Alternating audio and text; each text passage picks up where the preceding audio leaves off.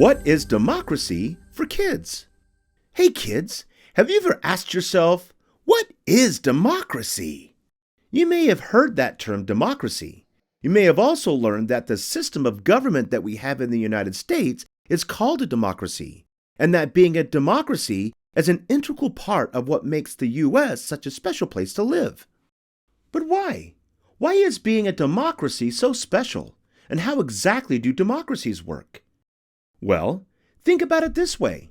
Let's say you and your friends are hanging out on a Saturday morning, trying to decide what to do that day.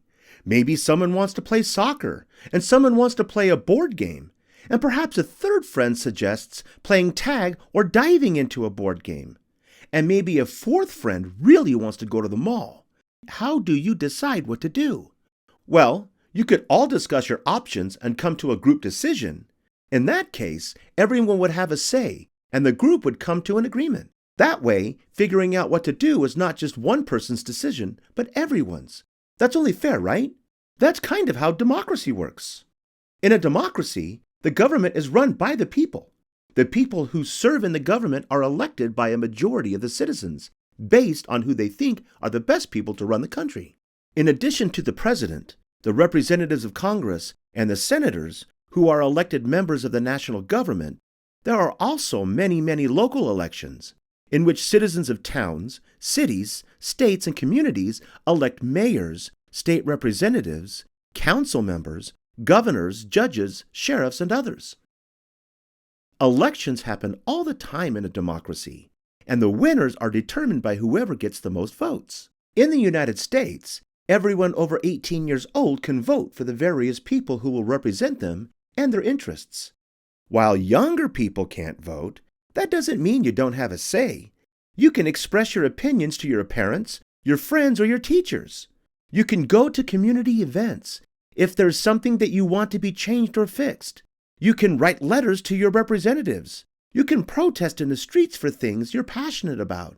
There are lots of things you can do. Just like everyone around you, in a democracy, you have free speech and can express your point of view so that people running for office can take into account what's important to you and those around you. Democracy can be best summed up in the phrase, one person, one vote, meaning that everyone's vote is as important as everyone else's. But in practice, there are different types of democracy. First, let's talk about direct democracy. In direct democracy, every citizen votes on nearly all critical decisions. Here's an example. Let's say someone proposes a tax on ice cream in your town. For every ice cream cone sold, the local government would get 2 cents to help pay for local town projects. Some people might be in favor of it, and some against it. In a direct democracy, the people in the town would each have one vote to decide whether or not to impose the tax. If more people voted yes than no, the tax would be put in place. If more people voted no, then it would not. This form of direct democracy was widespread in ancient Greece, where democracy was actually born. Back then, everyone would gather together and cast their votes. That process worked because the population was much smaller at the time. These days, with so many people, direct democracy is much more difficult. Can you imagine getting all 150 million people to vote at the same time for every little decision that needs to be made about the country? That would be almost impossible. This form of democracy is also sometimes called a democratic republic. In this type of government, people elect representatives that have the same opinions that they do in hopes that their interests will be reflected in the decisions made. The United States is a democratic republic. We elect people to vote on our behalf in Congress. Let's go back to our ice cream tax example. In a representative democracy or a democratic republic, each citizen wouldn't vote on whether the tax would be imposed, but instead, their representatives would do it. So the people that the citizens elected would make the final decision about the tax. In your school, you may see both types of democracy in action. Your whole class might vote on something like what kind of cake to have for a student's birthday. Here, each kid would get an equal vote. That would be direct democracy. Or for more significant issues, like whether to have a school dance on Friday or Saturday night, you might have a student council that was elected by the students make that decision on behalf of everyone. That would be a representative democracy. In both forms of democracy, everyone gets a voice. That equal vote is the unique thing about this system of government. So, what are some of the other common characteristics of democracies? In all democracies, there are free elections.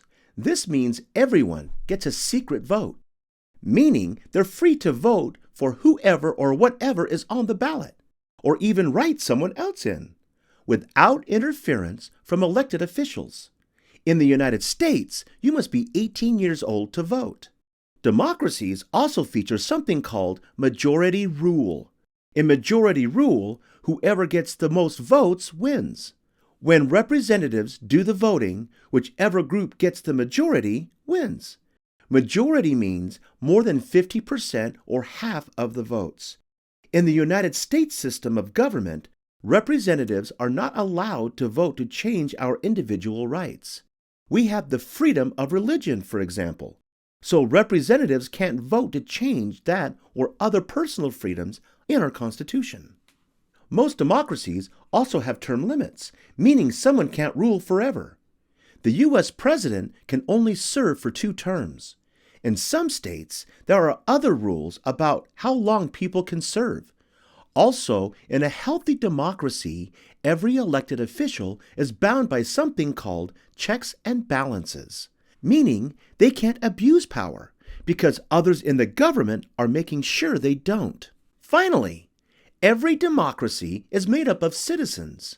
For a democracy to thrive and be successful, the citizens who live there must be willing to do their part, which means they get involved, speak out, and most importantly, vote. They need to know who they're voting for, understand the issues, and voice their opinions. In this way, whatever is in the best interest of the people will be reflected in the people elected. So, in summary, why is democracy so great? Generally, people who live in a democracy have more freedom and rights than in countries that are not democracies. People in democracies usually have a higher standard of living, are better protected, and have the type of society they prefer. Of course, not everyone will always be happy with the decisions made in a democracy, and it's up to everyone to continue to try to improve the society by being informed and voting for the people they think will serve them best.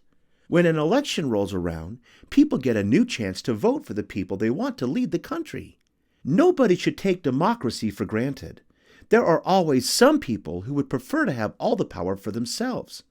It's up to all of us, including you, to make sure democracy thrives, remains healthy, and continues long into the future. Thanks for following Clarendon Learning. Be sure to subscribe.